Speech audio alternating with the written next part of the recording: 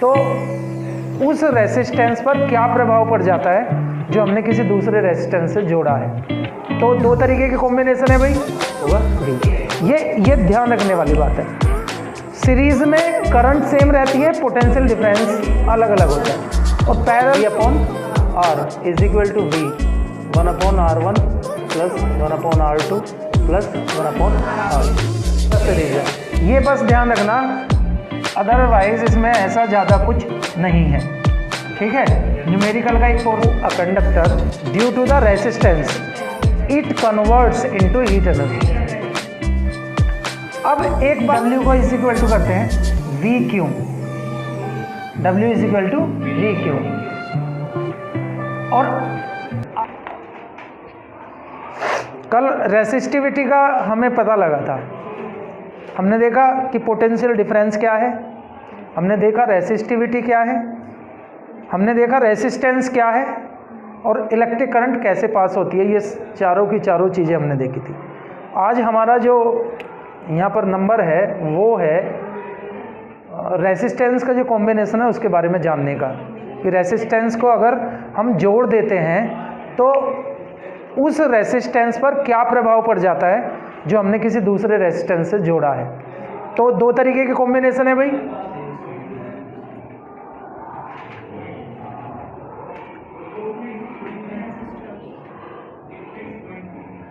Resistances कह दो या रेसिस्टर्स कह दो, है कॉम्बिनेशन ऑफ रेसिस्टेंसेस। दो कॉम्बिनेशन आपको कल बताए थे, अगर थोड़ा बहुत आपको पता हो। एक तो है series, series mean end to end, एक रेसिस्टेंस का एंड जो है दूसरे के से जुड़ जाएगा। सपोज करिए ये एक बल्ब है,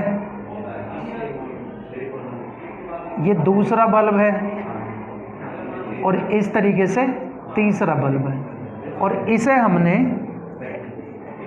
बैटरी से हमने इसको इस तरीके से जोड़ दिया। तो ये इसका एक एंड, ये सपोज करिए वन एंड है, और ये सपोज करिए दूसरा एंड है, और इसका पहला एंड ये है, तो इसका दूसरा एंड इसके पहले एंड से जुड़ेगा। The end to end combination of the resistances of the resistors is called series combination, ठीक है। अब सीरीज कॉम्बिनेशन में अब यहाँ पे एक बात ध्यान देने वाली है, जो यहाँ से इलेक्ट्रिक करंट चली है, हमने देखा कि वो ही इलेक्ट्रिक करंट यहाँ है, यानी कि I की वैल्यू सेम है। जब ये यहाँ पे गई, यहाँ भी I की वैल्यू सेम है, और जब ये यहाँ निकली तब भी I है, और तब भी I है जब यहाँ निकली। यानी कि I जो है, एक में जो I एंटर करेगी, इलेक्ट्रिक करंट एंटर करेगी, वही सभी में एंटर करेगी, ठीक है। अगर पोटेंशियल डिफरेंस की बात करें, यहाँ पोटेंशियल डिफरेंस है V। अब V जो है, यहाँ से जो V है पोटेंशियल डिफरेंस, वोल्टेज है, वो इनमें सभी में अलग अलग की अलग होगी। यानी कि सपोज करो इसका V1 है पोटेंशियल डिफरेंस, इस वाले का क्या है V2 है पोटेंशियल डिफरेंस, और इस वाले का V3 है। समझ में आई बात? पोटेंशियल डिफरेंस चेंज हो जाएगा। दो बात होती है, एक तो होती है भाई electric current. Electric current series में क्या है, सीरीज में I रहती है सभी में, और दूसरा होता है पोटेंशियल डिफरेंस। ये क्या हो सकता है, V1, V2 और V3 हो जाएगा। सीरीज की बात हो रही है, ठीक है। अब हम आए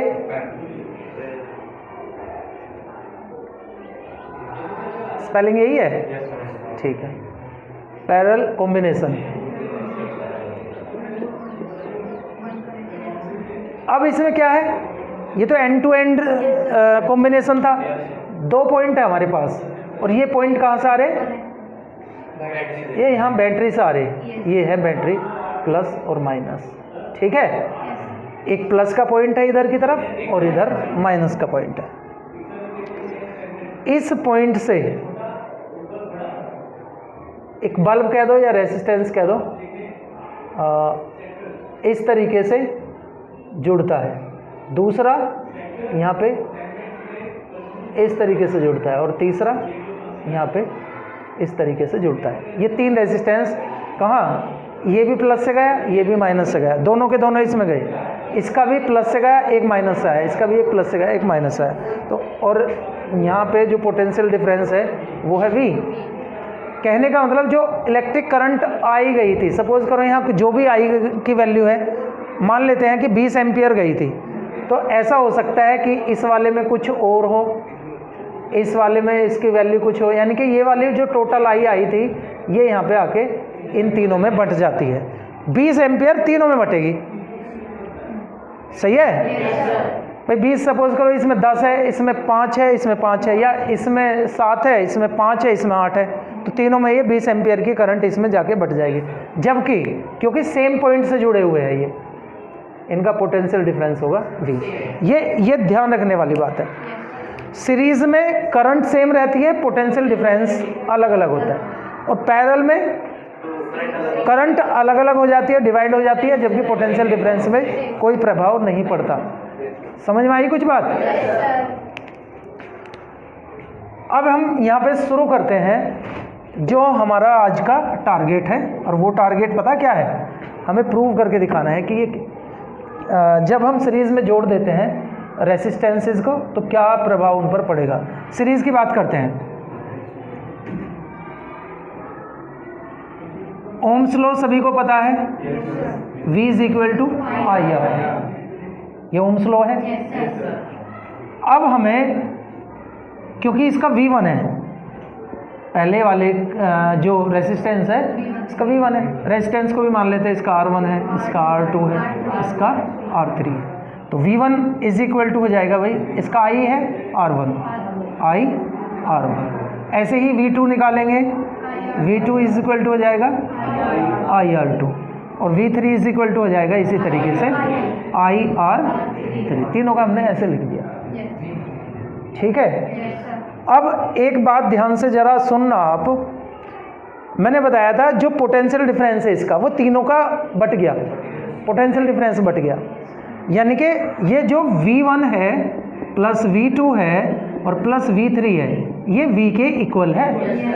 टोटल पोटेंशियल डिफरेंस में बटाया जाके वहाँ पे जो वोल्टेज था, उस करंट का जो वोल्टेज था, है ना, पोटेंशियल डिफरेंस था वो इस बैटरी का, सॉरी, उस बैटरी का जो भी पोटेंशियल डिफरेंस था वो तीनों में जाके वहाँ पे बटा है, तो V है। अब हमें इन तीनों को जोड़ देंगे, एडिंग, क्या ऑन एडिंग या बाई एडिंग, अबाउ 3 इक्वेशंस, तीनों को आप यहाँ पे जोड़ देंगे। जोड़ने पे क्या होगा, V1 plus V2 plus V3 is equal to हो जाएगा IR1 plus IR2 plus IR3, यही तो होगा। अभी मैंने बताया कि इनका टोटल क्या होता है, V, है ना, और इनका क्या होता है, I को कॉमन ले देंगे, R1 plus R2 plus R3, जितने भी हैं। सपोज करो n रेसिस्टर्स हैं तो n बार उन्हें जोड़ते चले जाएंगे, 3 है, 4 है, 5 है, 10 है, 20 है, सबको ऐसे ही जोड़ते चले जाएंगे।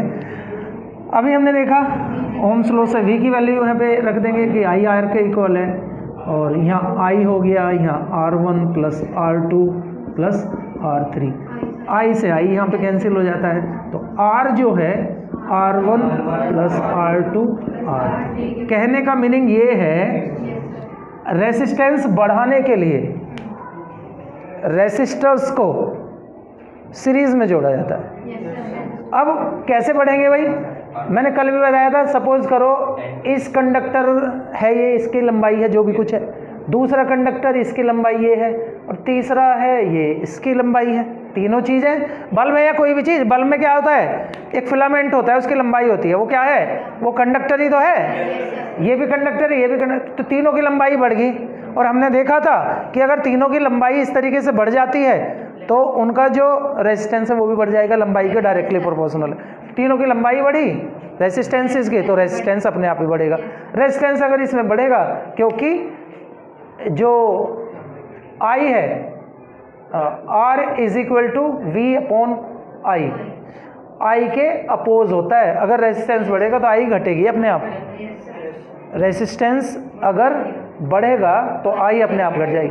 कहने का मीनिंग, अगर आपने किसी 3 बल्ब्स को हमने जोड़ दिया सीरीज में, तो वो धीरे धीरे जलेंगे। कोई भी ऐसी चीज़ जो आपने सीरीज में जोड़ रखी है, उनमें इलेक्ट्रिक करंट की वैल्यू अपने आप ही घट जाएगी अकॉर्डिंग टू दिस फॉर्मूला। समझ में आई बात? अगर सीरीज में जुड़े हुए तो जुड़ जाएंगे। सपोज करिए 10 है, ये 20 है, ये 30 है, तो 10, 20, 30 और 30 60 ओम का ये पूरा का पूरा रेजिस्टेंस हो जाएगा, पूरा का पूरा जो इस कॉम्बिनेशन का जो होगा। समझ में आई बात? अब इसमें आते हैं। इसमें भी हमें पता कि V इज इक्वल टू होता है IR, वी नो दैट कि ओम्स लो क्या है। अब हमें इसमें क्या निकालना है भाई? I is equal to V upon R। हाँ, ठीक है। अब I निकालनी इसमें, तो ऐसे ही हम निकालेंगे I1 is equal to V upon R1। I2 दूसरे वाले का निकालेंगे, इसका I2 is equal to V upon R2 and I3 is equal to V upon R3। ठीक है। अभी हमने एक बात बताई थी कि ये टोटल I जो है ये यहाँ डिवाइड हुई है, यानी कि ये जो I1 है और I2 है और I3 है, ये क्या है? I में से डिवाइड हुए हैं। ये हमें पता, ये भी हमें बात पता है। तो अब आप इन्हें तीनों को जोड़ देंगे। ये तो जोड़ ही दिया हमने। इधर वाले को जोड़ देंगे, इधर आ रहा है क्या? इधर V upon R1 plus V upon R2 plus V upon R3। ये तो इधर हो गया, इतना ही आ रहा है। ठीक है। तो ये तो I हो ही गया था इधर का, तो I1 I2 इसकी जगह क्या रखेंगे? इसकी जगह यहाँ पे रखेंगे I, और V यहाँ पे कॉमन ले देंगे, 1 अपॉन R1 प्लस जितने भी हैं। ठीक है। I की वैल्यू यहाँ पे यहाँ से रख देंगे, V upon R is equal to V 1 upon R1 plus 1 upon R2 plus 1 upon R3। यहाँ V से V cancel, 1 upon R is equal to 1 upon R1 plus 1 upon R2 and 1 upon R3। ये इस तरीके का हमारे पास formula है। Suppose करिए ये क्या है? ये मान लेते हैं हम, इससे 10 है, ये 20 है, यानी कि R1 R2 की वैल्यू रख लेते हैं 10 है, इसके 20 है, यहाँ 30 है। तो आप देखेंगे कि 1 upon 10 plus 1 upon 20 plus 1 upon 30। ठीक है। ये 1 अपॉन R निकाल रहे हैं आप, कितना आ जाएगा? 10 to 60, 6, 3, 2, 11 अपॉन 60, 1 अपॉन R है, तो R जो है हो जाएगा 60 अपॉन 11, इतने ओम आ जाएगा। कहने का अगर इसे आप यहाँ से देखेंगे तो सबसे मिनिमम क्या है? 10 है। इससे भी कम हो जाता है, इससे भी कम हो जाता है। हाँ भाई, सबसे कम 10 है। अगर आप इसे देख लेंगे, चलो करते हैं 11 5 से 55, 5 बचता है, 0 लग जाएगी, 11 4 सा है ना, 44 6 बच जाएगा, 0। इस तरीके का कुछ यहाँ पे वैल्यू आ जाएगी ओम में। तो ये जो वैल्यू है ये 10 से भी कम है। सबसे कम रेजिस्टेंस कितना होता है? 10, 20, 30 है, तो इससे भी कम है। तो इसीलिए जो ज़्यादातर जो हमारे घर में फिटिंग की जाती है इलेक्ट्रिसिटी के वायर की, तो वो पैरेलल में की जाती है, सीरीज़ में नहीं की जाती नॉर्मली, जिससे कि क्योंकि अब रेजिस्टेंस कम हो गया इसमें जोड़ने से। हमने देखा था कि I इज इक्वल टू होता है R इज इक्वल टू होता है V अपॉन I। तो R जब कम हो गया टोटल इसका कॉम्बिनेशन का, तो I की वैल्यू अपने आप ही ज़्यादा हो जाएगी। पैरेलल में ही जोड़े जाते हैं जिससे कि वैल्यू I की ज़्यादा हो जाए। समझ में आई बात? कोई प्रॉब्लम है इसमें? नहीं। चलो एक और बात बताने की करेंगे हम अब की बार। क्या है? एक रेजिस्टेंस तो ये है, और यहाँ से हमने दो ऐसे बना दिए, और एक ऐसे बना दिया फिर, और यहाँ से ए और बी है, ये बैटरी से वगैरह से जुड़ा हुआ होगा।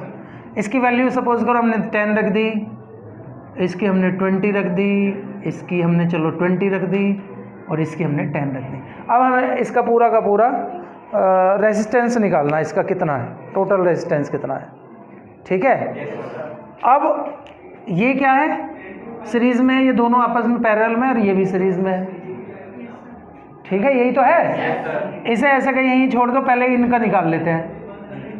1/20, 1/20, 2/20, इसका निकालते हैं 2/20, क्योंकि क्या है, डिनोमिनेटर सेम है, तो 2/20 ये आता है 1/r आ जाता है ना, r इसे मान लेते हैं p पैरेलल में, 1/rp आ गया ये, और rp इज इक्वल टू आ जाएगा 20/2 यानी कि 10 ओम। इन दोनों का आ गया 10 ओम, यानी कि अब हमने यहाँ पे इनकी जगह लिख दिया 10। अब ये सीरीज में है तीनों के तीनों, तो अब हम क्या करेंगे, सो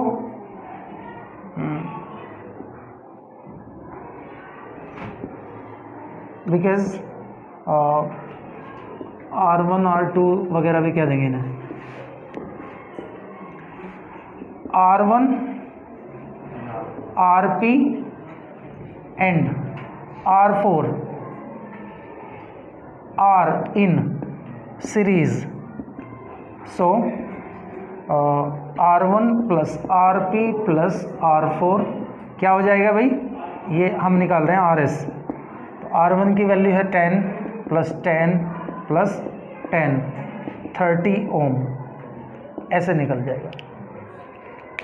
ये ध्यान रखना कि कौन सा पैरेलल है और कौन सा सीरीज में।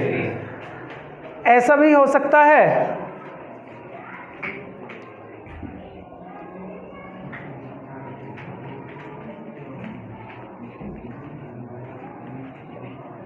कैसा,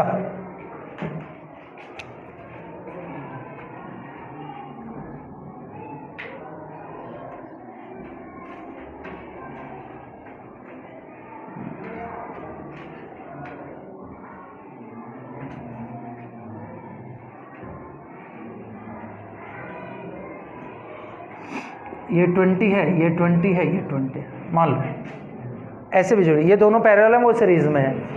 अब की बार ऐसे हो गया, तो पहले निकालेंगे 1/RP is equal to R1 है, R2 है, R3 है, 1/20 प्लस 1/20।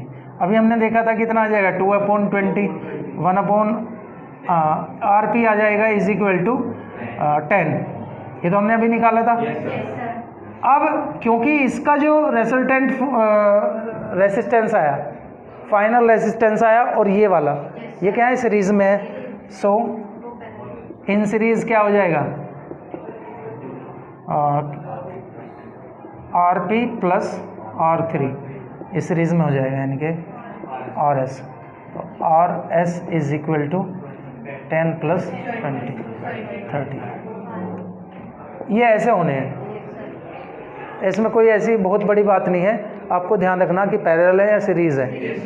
ऊपर नीचे जो एक ही पॉइंट से जुड़ रही है दोनों, इसका एक पॉइंट यहाँ गया प्लस का, एक इधर से माइनस का है, ऐसे इसका, तो ये पैरेलल होता है। और एंड टू एंड जुड़ रहे, इसका एंड इससे जुड़ गया, इसका एंड इससे जुड़ गया, ये सारा का सारा सीरीज है। ये बस ध्यान रखना, अदरवाइज इसमें ऐसा ज़्यादा कुछ नहीं है। ठीक है, न्यूमेरिकल का एक पोर्शन रखेंगे, उसमें बस हम न्यूमेरिकली सोल्व करेंगे।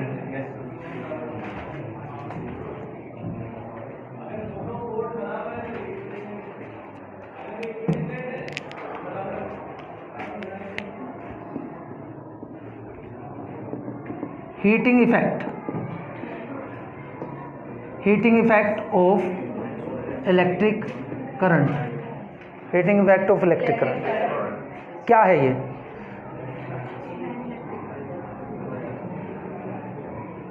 ये कंडक्टर है जो कल हमने इसके बारे में थोड़ा सा देखा था, और इसे हमने इस तरीके से एक बैटरी से हमने इसको जोड़ रखा है। ठीक है, यही तो है। फ्री इलेक्ट्रॉन इसमें है ही, ये फ्री इलेक्ट्रॉन्स हैं, ये इधर उधर घूमते रहते हैं, इन्हें कोई रोक नहीं सकता। जैसे तुम अपने घर खेलते रहते हो, तुम्हें कोई नहीं रोक सकता, तुम भी फ्री हो, तुम्हारे पे भी किसी का कोई जोर जबरदस्ती नहीं। लेकिन जब इसे बैटरी से जोड़ते हैं फिर ये फ्री नहीं रहते, थोड़ा सा पता क्या, क्योंकि प्लस है ये माइनस है, तो प्लस ये कहता है कि इधर को चल, अपनी तरफ इसे क्या कर लेता है, अट्रैक्ट कर लेता है। इलेक्ट्रॉन इधर, ये सारे के सारे इलेक्ट्रॉन यहाँ पे इकट्ठा होने की कोशिश करते हैं, जबकि माइनस वाला इसे क्या करता है, धकेलता है, चल भाई वहाँ पे। ये इसके पेरेंट्स है, ये इसके टीचर है।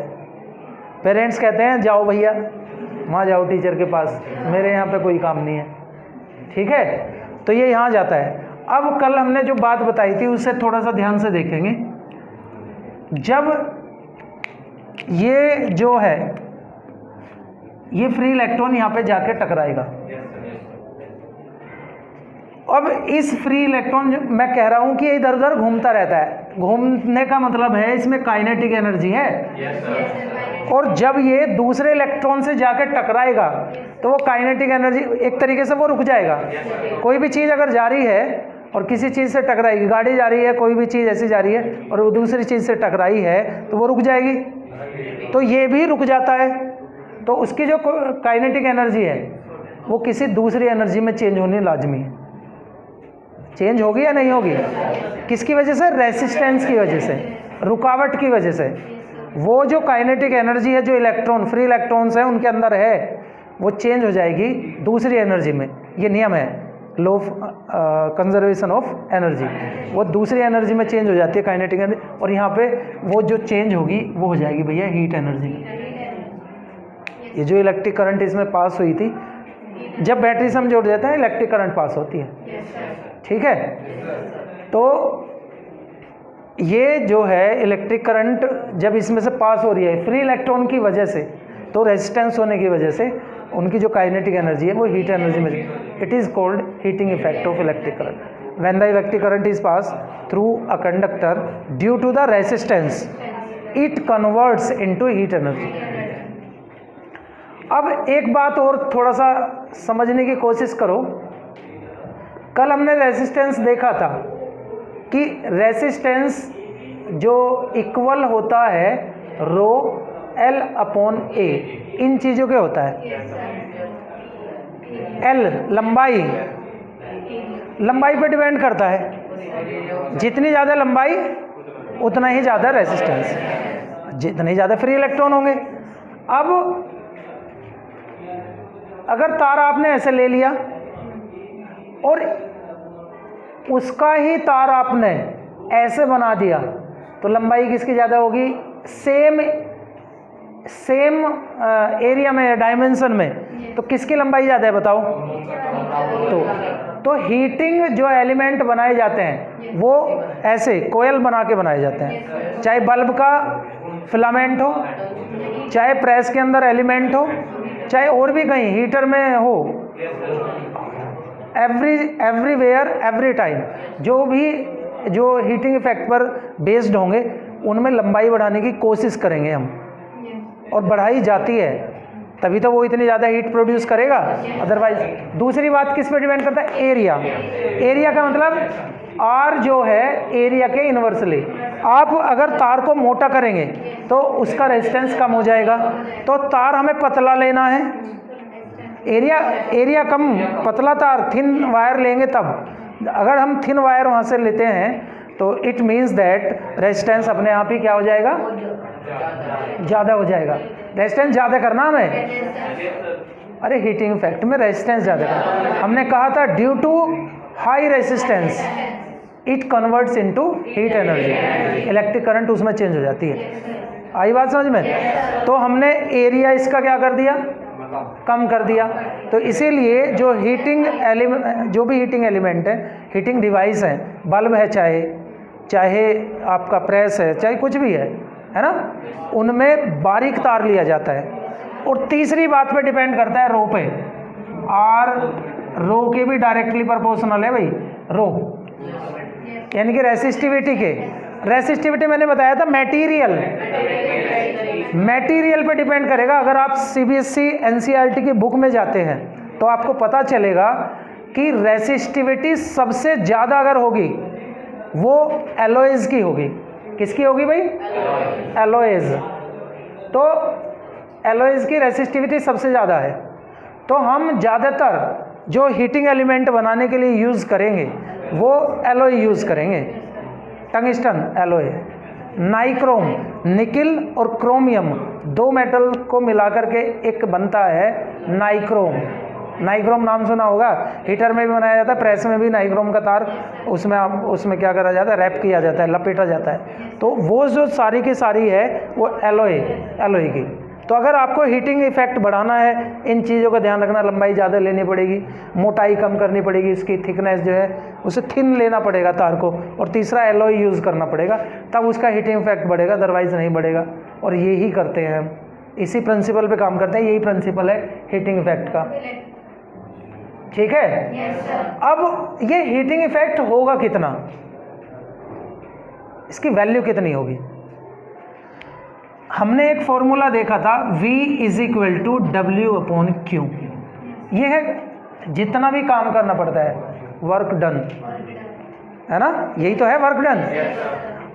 जितना काम करेगा इतनी ही एनर्जी रिलीज होगी, ये भी जानते हैं आप।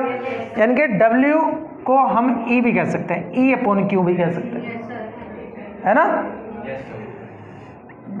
E नहीं कहते, H भी कह सकते हैं, चलो कोई बात नहीं। अब हम इसे W को = करते हैं VQ, W = VQ।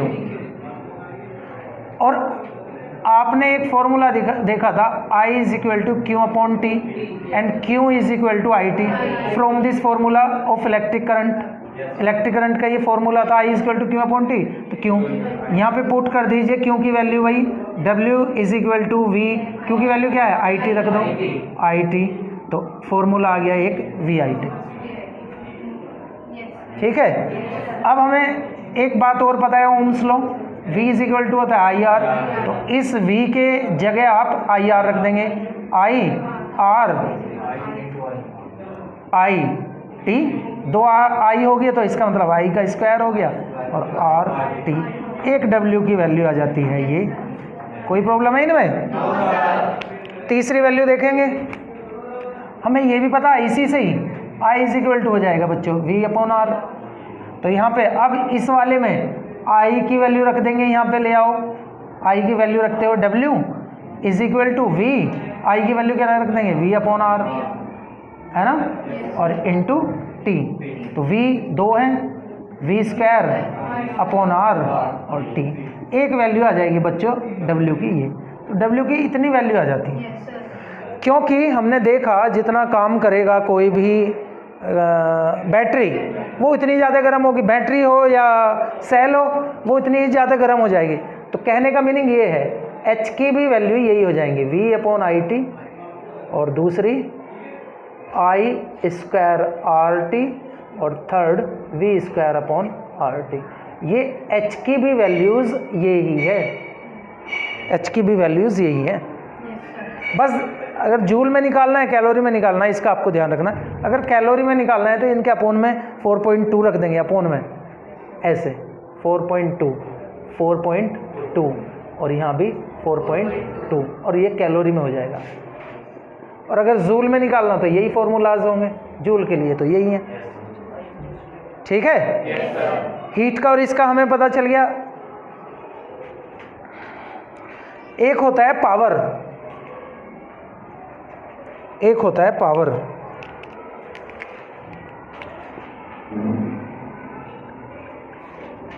पावर क्या है? The rate of doing work, जो काम कर रहा है उसका रेट कितना है, कितने सेकंड में वो कितना काम करती है। अब यहाँ वर्क क्या कर रही है, कंज्यूम इलेक्ट्रिक एनर्जी। भाई जितनी बिजली खर्च करेगी इतना ही तो काम करेगी वो डिवाइस, कोई भी डिवाइस है, कोई बल्ब है, कोई बैटरी है, कोई भी कुछ भी चीज़ है, जितना ज़्यादा वो कंज्यूम करेगी लाइट को, इलेक्ट्रिक करंट को, उतना ही ज़्यादा वो काम करेगी।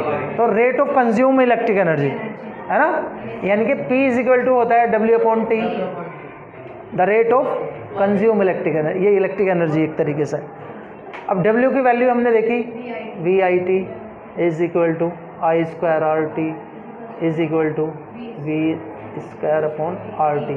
इनके अपोन में सभी के, क्योंकि TRI ये W की वैल्यूज़ है, इनके अपोन में आप T रख दो भाई, एक जैसे ही बना देते इसे, T और भाई T से T कैंसिल हो गया।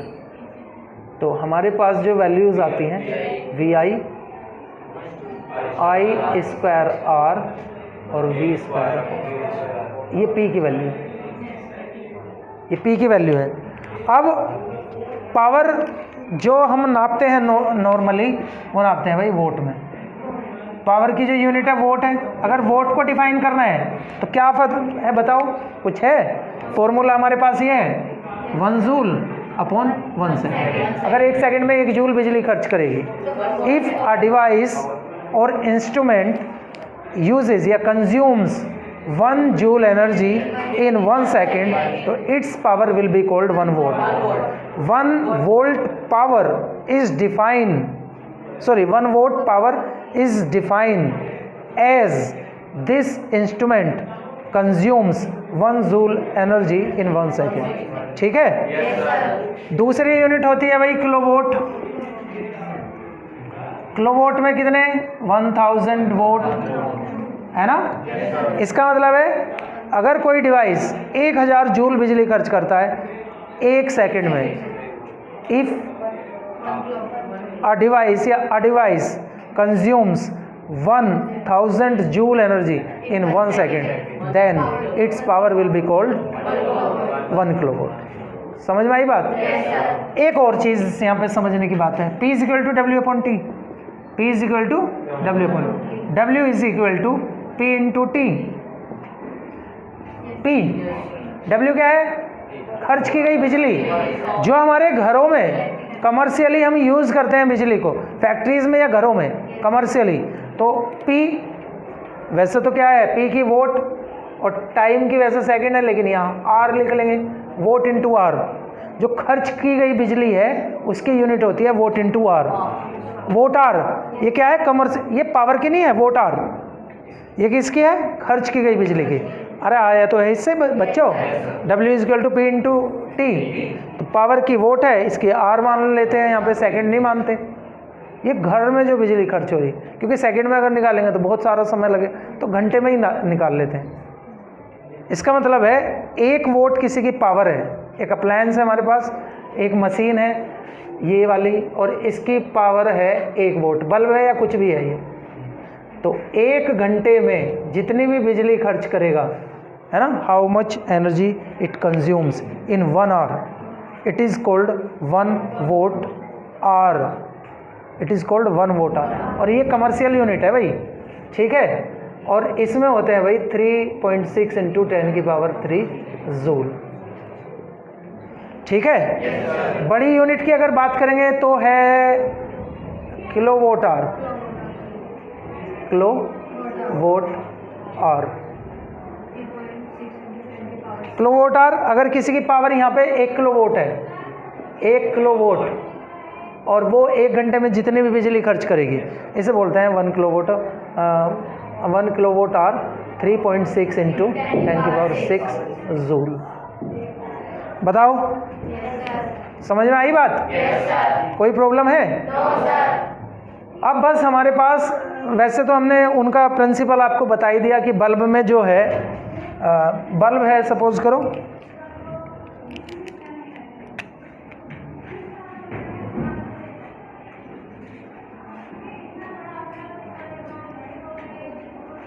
ऐसे ही आउटलाइन बना के दिखा रहा हूँ।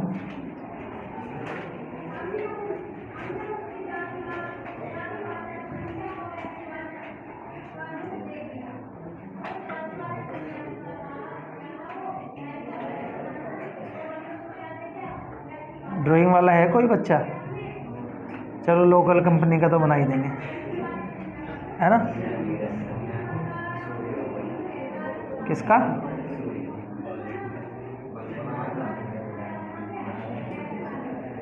इस तरीके का ही है, यही फिलामेंट है जो भी कुछ है, अदरवाइज इसकी स्ट्रक्चर याद करनी है।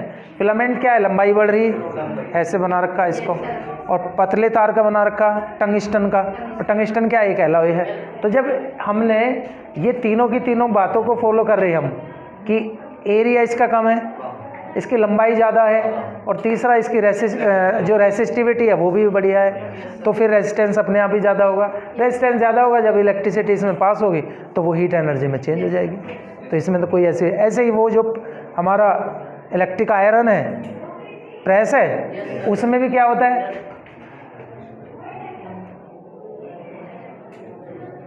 इस तरीके से होती है वो, है ना।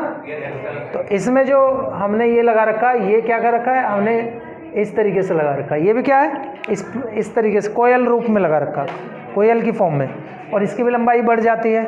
इसे भी हमने बारीक रूप में ले रखा, बहुत थिन है ये। और दूसरी एक और बात, ये कहेगा नाइक्रोम का है। नाइक्रोम क्या है? एक एलॉय है, तो इसका भी हीटिंग इफेक्ट अपने आप ही बढ़ेगा। तो इनका सारे का जो प्रिंसिपल है, ये सारे के सारे जो इंस्ट्रूमेंट है ये हीटिंग इफेक्ट पर काम करते हैं, और हीटिंग इफेक्ट मैंने बता ही दिया कि क्या है। ठीक है, इनके बारे में देख लेंगे। एक और रह जाता है फ्यूज। फ्यूज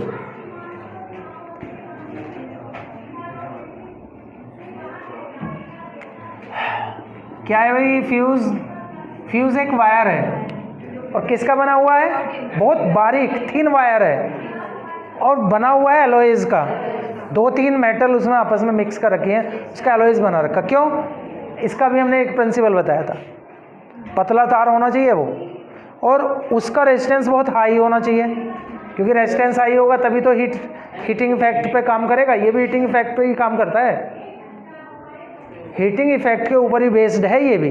तो अगर हम फ्यूज तार को बारीक बना देंगे और क्या कर देंगे, उसका रेजिस्टेंस हाई कर देंगे, लेकिन एक हमें यहाँ पे एक बात को यहाँ पे ध्यान रखना है कि उसका मेल्टिंग पॉइंट कम रहे।